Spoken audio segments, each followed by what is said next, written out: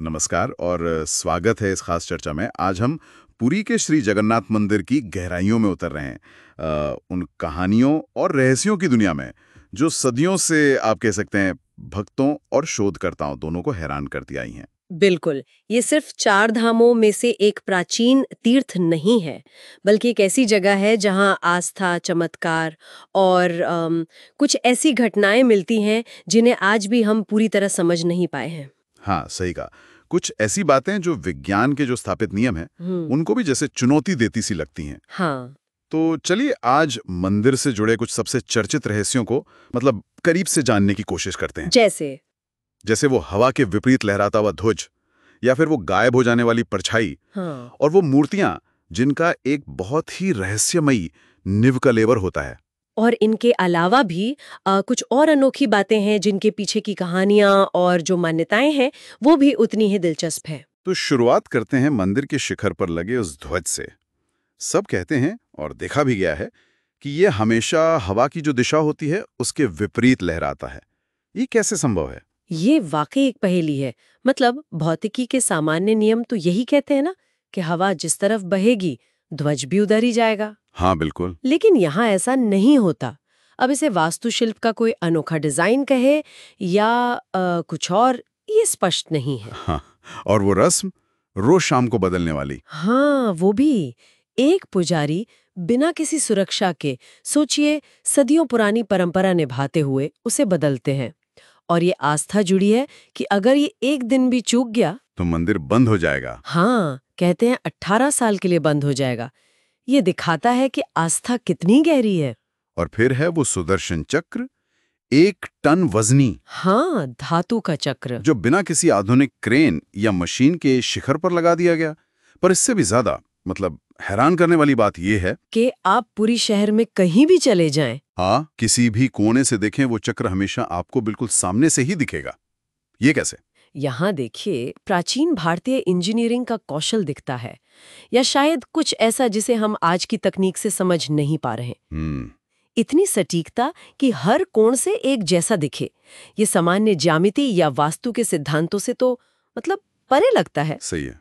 ये बातें ही तो रहस्य को और गहरा बना देती हैं। बिल्कुल। और इसी कड़ी में एक और अविश्वसनीय दावा। कहते हैं कि मंदिर का जो मुख्य गुंबद है, हाँ, उसकी परछाई दिन के किसी भी समय जमीन पर नहीं पड़ती। क्या ऐसा हो सकता है? ये भी एक क्या कहते हैं, तर्क और हमारी समझ को सीधी चुनौती है। हम्म। हो सकता है ये मंदिर की बनावट और आसपास की इमारतों का कोई मिला जुला असर हो, एक तरह का दृष्टि भ्रम शायद। अच्छा। लेकिन कोई ठोस वैज्ञानिक स्पष्टीकरण आज तक इसका सामने नहीं आया है, तो ये मंदिर के उस रहस्यमयी आभा मंडल का एक अहम हिस्सा बन गया है। अब मंदिर की बनावट से हटकर अगर अंदर की रस्मों पर आएं, खासकर वो मूर्तियों से जुड़ी नव कलेवर प्रक्रिया। हाँ, नवकलेवर। भगवान जगन्नाथ, बलभद्र और सुभद्रा की ये मूर्तियां लकड़ी की हैं और हर 12 साल में या कभी-कभी ज्यादा समय में भी हाँ, कभी 8 या 19 साल में भी। इन्हें बदला जाता है। नवकलेवर यानी नया शरीर धारण करना। हाँ, बिल्कुल।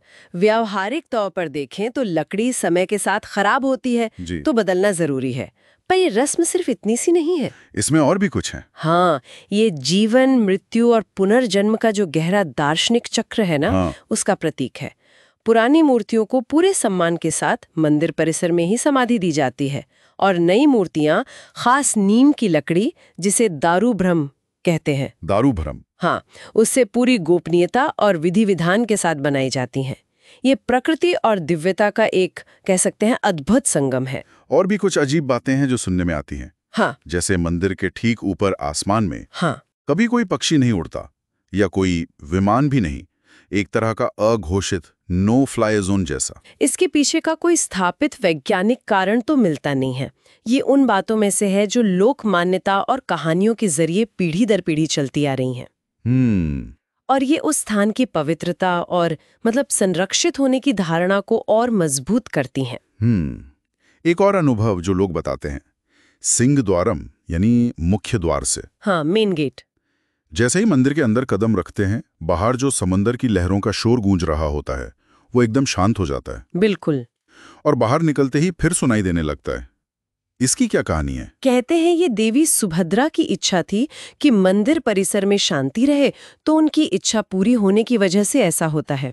अच्छा। अब देखिए, ये ध्वनि और वास्तुकला का एक अनोखा मेल हो सकता है, लेकिन जिस तरह आस्था और किंवदंतियों ने इसे देवी की इच्छा से जोड़ा है, वो दिखाता है कि कैसे लोगों का अनुभव, उनका विश्वास और आसपास का वातावरण मिलकर एक अलग ही यथार्थ रचते हैं। पुरी में हवा का रुख भी तो उल्टा बताया जाता है। हाँ, ये भी एक है। आमतौर पर हवा दिन में समुंदर से जमीन की तरफ आती है और रात में जमीन से समुद्र की तरफ। बिल्कुल, सी ब्रीज और लैंड ब्रीज। पर पुरी में इसका ठीक उल्टा होता है। ये स्थानीय मौसम विज्ञान का एक और पहलू है जो पुरी को अनोखा बनाता है और वहां के उस रहस्यमयी माहौल में एक और परत जोड़ देता है। और आखिर में रसोई का चमत्कार, महाप्रसाद। हाँ, वो तो अद्भुत है। 7 मिट्टी के बर्तन एक दूसरे के ऊपर रखकर लकड़ी की आग पर प्रसाद पकता है। हाँ, एक के ऊपर एक। और कहते हैं सबसे ऊपर वाले बर्तन का प्रसाद सबसे पहले पड़ जाता है।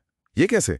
ऊष्मा के प्रवाह के सामान्य नियम तो यही कहते हैं कि नीचे का बर्तन सबसे पहले गर्म होना चाहिए और उसका खाना पहले पकना चाहिए। सही बात है। तो ये पाक कला और भौतिकी दोनों के लिए एक पहेली है जो मंदिर से जुड़े चमत्कारों की लंबी लिस्ट में शामिल हो जाती है। तो इन सब अनूठी बातों, मान्यताओं और रहस्यों का आखिर मतलब क्या निकालें?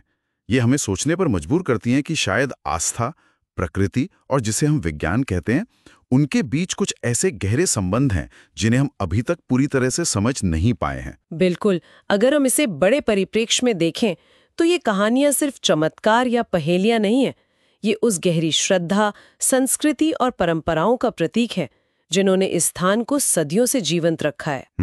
और ये हमें याद दिलाती हैं कि दुनिया को देखने का सिर्फ एक तार्किक या वैज्ञानिक नजरिया ही सब कुछ नहीं होता। जगन्नाथ मंदिर वाकई सिर्फ एक इमारत नहीं है, बल्कि आस्था, इतिहास और अनगिनत अनसुलझे सवालों का एक चलता फिरता जीता जागता संग्रहालय है। और यहाँ से एक दिलचस्प सवाल मन में आता है, क्या ऐसी जगह हमें शायद ये याद दिलाने के लिए है कि इस ब्रह्मांड में हमारी इंसानी समझ और वैज्ञानिक पहुंच से परे भी बहुत कुछ मौजूद है।